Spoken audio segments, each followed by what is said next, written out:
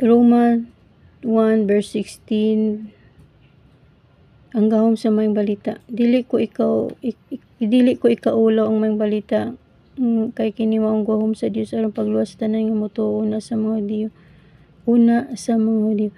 Ingon man sa mga dilo-diyo, kay gipadayag sa mayong balita ang paagi sa Dios sa paghimong matarong sa tao, kini pinagi sa pagtuy kan sa sugdanan, gikan sa sugdanan hangtod sa katapusan. Sumala sa kasulatan, ang gihimong matarong sa Dios mabuhi pinagi sa pagtuo.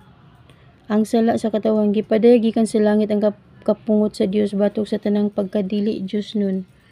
So, og pagkadautan sa mga tao nga nagsanta sa kamatuoran lagi sa manghilad nga pagkinabuhi, kay unsay mahimong masayran mahitungod sa Dios wala matago ngadto sa mga tao, kay ang Dios gyud mao ay nagpadayag nini ngadto kanila.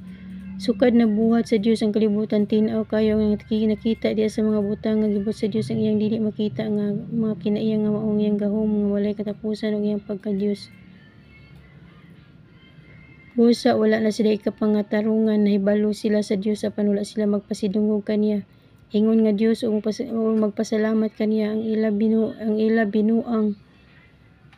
ila hinuong mga ginuna pulos binuang ug nangikitan ang ilang mga salabutan. Matuod nila maalam sila apan mga bangbuang diay. Imbis himayaon nila ang Dios nga walay kamatayon, mauna hinuoy gihimaya nila ang mga larawan nga buhat sama sa dagway sa tao o sa mga langgam o sa mga manap o sa mga hayop nga nagkamang.